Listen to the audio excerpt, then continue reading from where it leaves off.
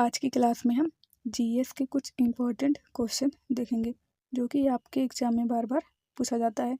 तो क्लास को पूरा ज़रूर देखना और अगर क्लास अच्छी लगे तो क्लास को लाइक और चैनल को सब्सक्राइब ज़रूर कर लेना, जिससे कि आप आगे की क्लास मिस ना करो। तो देखिए यहाँ पर हमारा पहला क्वेश्चन है कि कुषाण शासक कनिष्क का राज्याभिषेक किस सन में हुआ था। तो कुषाण वंश के शासक कनिष्क का राज्याभिषेक 78 AD में किया गया था। तो यहाँ पर ऑप्शन नंबर डी 78 AD सही हो जाएगा। अब हम इसके कुछ इम्पॉर्टेंट पॉइंट्स देख लेते हैं। तो यहाँ पर हमारा पहला पॉइंट है कि कनिष्क का राज्याभिषेक 78 AD में हुआ था। जब कनिष्क का राज्याभिषेक हुआ था तो उन्होंने एक कैलेंडर जारी किया था और उस कैलेंडर को क्या कहा जाता है, शक संवत कैलेंडर।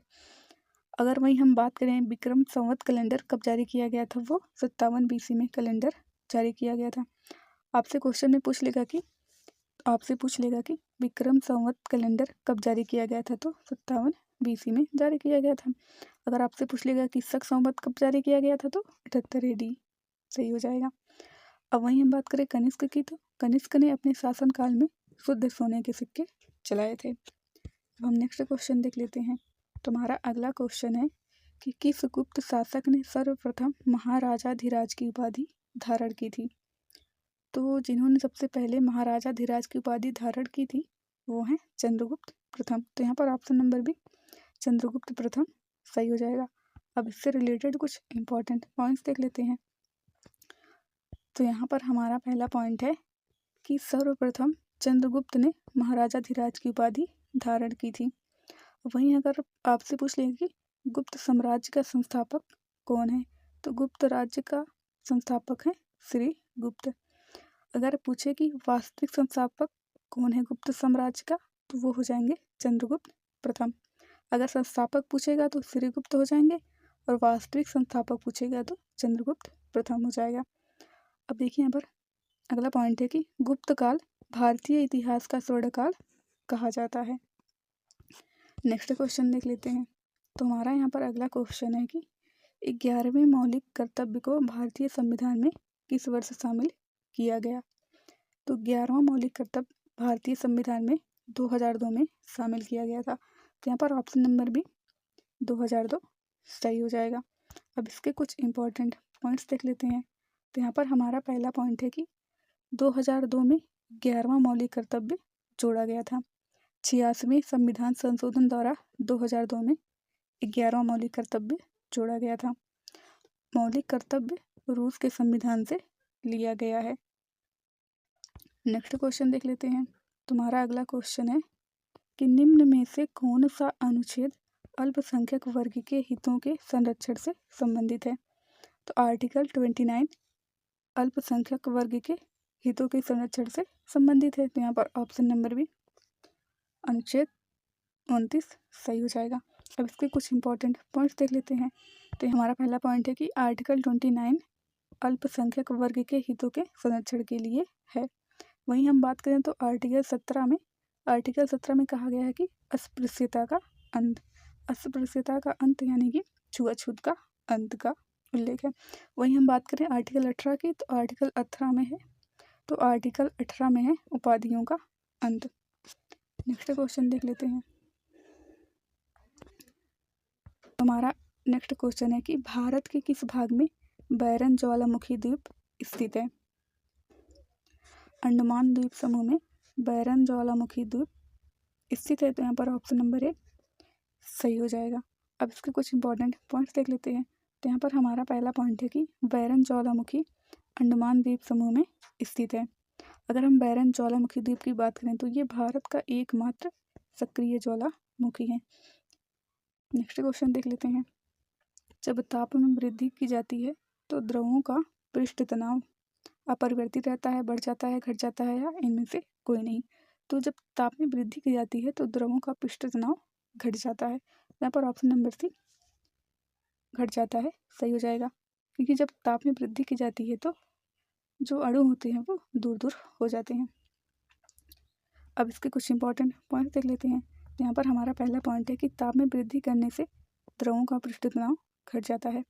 अगर वहीं हम बात करें कि पृष्ठ तनाव का मात्रक क्या होता है, तो पृष्ठ तनाव का मात्रक हो जाता है न्यूटन प्रति मीटर। नेक्स्ट क्वेश्चन देख लेते हैं। तो यहाँ पर हमारा अगला क्वेश्चन है कि रेपो दर वह दर है जिस पर आरबीआई बैंकों को उधार देता है। तो यहाँ पर ऑप्शन नंबर बी, आरबीआई बैंकों को उधार देता है, सही हो जाएगा। इसके कुछ इंपॉर्टेंट पॉइंट देख लेते हैं। यहाँ पर हमारा पहला पॉइंट है रेपो दर, जिसको हम डबल आर या फिर आरआर भी कहते हैं। रेपो रेट में क्या होता है, आरबीआई बैंकों को उधार देता है। वहीं अगर हम बात करें रिवर्स रेपो दर यानी कि ट्रिपल आर की, तो क्या वहाँ पर क्या हो जाता है, तो वहीं पर हो जाता है बैंक आरबीआई को उधार देते हैं। रेपो रेट में क्या होता है कि आरबीआई बैंकों को उधार देता है, और रिवर्स रेपो रेट में क्या होता है कि आरबीआई को बैंक उधार देते हैं। तो ये दोनों जो है आपके लिए काफ़ी इंपॉर्टेंट हो जाते हैं। तो देखिए यहाँ पर हमारा अगला पॉइंट है कि आरबीआई का फुल फॉर्म होता है reserve bank of India. Next question देख लेते हैं। तो हमारा अगला क्वेश्चन है एग्जिम बैंक ऑफ इंडिया की स्थापना कब की गई थी। तो एग्जिम बैंक ऑफ इंडिया की स्थापना 1982 में किया गया था। तो यहाँ पर ऑप्शन नंबर डी 1982 सही हो जाएगा। अब इसके कुछ इंपॉर्टेंट पॉइंट्स देख लेते हैं। तो यहाँ पर हमारा पहला पॉइंट है कि एग्जिम बैंक की स्थापना 1982 में किया गया था। एग्जिम का फुल फॉर्म देखें तो इसका फुल फॉर्म हो जाता है export import bank of India. इसका जो हेडक्वार्टर है वो कहाँ है, मुंबई में है। तो ये आपके लिए इम्पोर्टेंट हो जाता है। वहीं अगर हम बात करें सिडबी की स्थापना कब किया गया था, तो 1990 में किया गया था।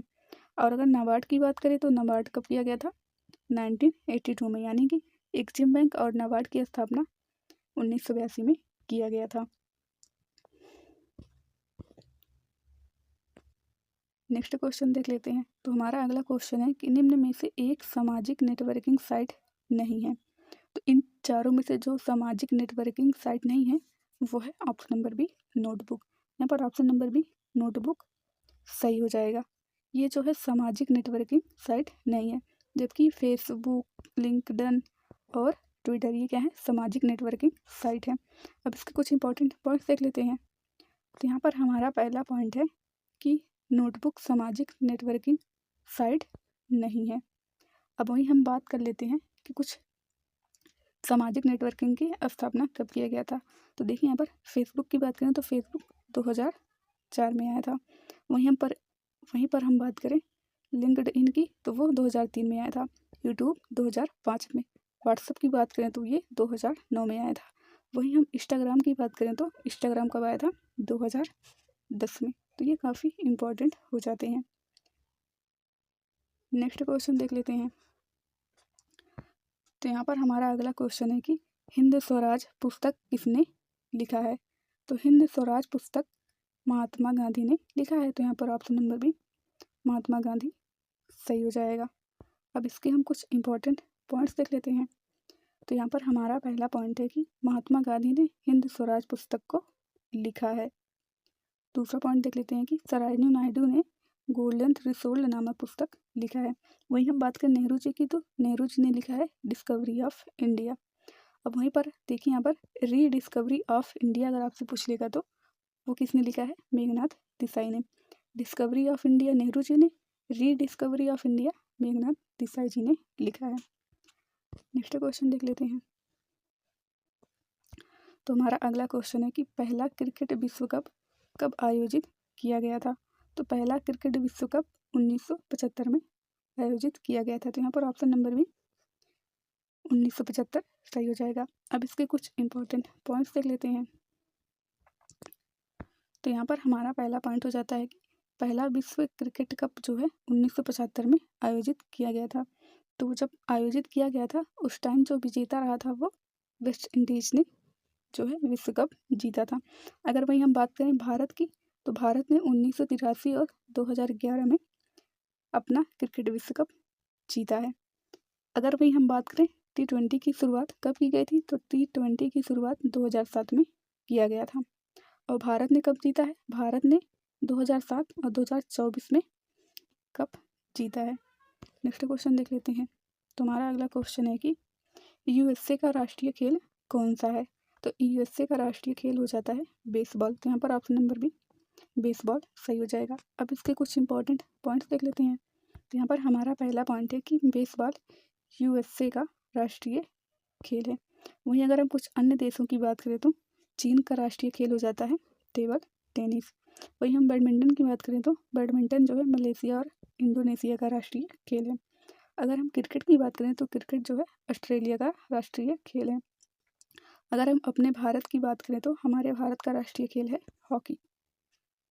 नेक्स्ट क्वेश्चन देख लेते हैं। तो यहाँ पर हमारा अगला क्वेश्चन है कि विश्व हास्य दिवस कब मनाया जाता है। तो विश्व हास्य दिवस 10 जनवरी को मनाया जाता है। तो यहाँ पर ऑप्शन नंबर बी 10 जनवरी सही हो जाएगा। अब इसके कुछ इंपॉर्टेंट पॉइंट्स देख लेते हैं। तो यहाँ पर हमारा पहला पॉइंट है कि विश्व हास्य दिवस 10 जनवरी को मनाया जाता है। अगर हम बात करें कि 10 जनवरी को विश्व हिंदी दिवस भी मनाया जाता है, तो 10 जनवरी को विश्व हास्य दिवस और विश्व हिंदी दिवस भी मनाया जाता है। वहीं अगर हम बात करें कि थल सेना दिवस, तो वो 15 जनवरी को मनाया जाता है। अब देखिए ये राष्ट्रीय बालिका दिवस 24 जनवरी को मनाया जाता है। तो ये काफ़ी इम्पोर्टेंट हो जाता है। नेक्स्ट क्वेश्चन देख लेते हैं। तो हमारा अगला क्वेश्चन है कि निम्न में से कौन भारतीय रिजर्व बैंक का गवर्नर नहीं रहा है। तो जो भारतीय रिजर्व बैंक का गवर्नर नहीं रहा है वो है राजा जे चिलैया। तो यहाँ पर ऑप्शन नंबर डी राजा जे चिलैया सही हो जाएगा। अब कुछ इंपॉर्टेंट पॉइंट्स देख लेते हैं। तो यहाँ पर हमारा पहला पॉइंट है कि राजा जे चिलैया भारतीय रिजर्व बैंक के गवर्नर नहीं रहे हैं। अगर हम बात करें कि नोटबंदी के समय भारतीय रिजर्व बैंक का गवर्नर कौन था, तो नोटबंदी के समय जो है उर्जित पटेल थे भारतीय रिजर्व बैंक के गवर्नर थे। तो बस आज की क्लास में इतना ही। अगर क्लास अच्छी लगे तो लाइक और चैनल को सब्सक्राइब जरूर कर लेना। धन्यवाद।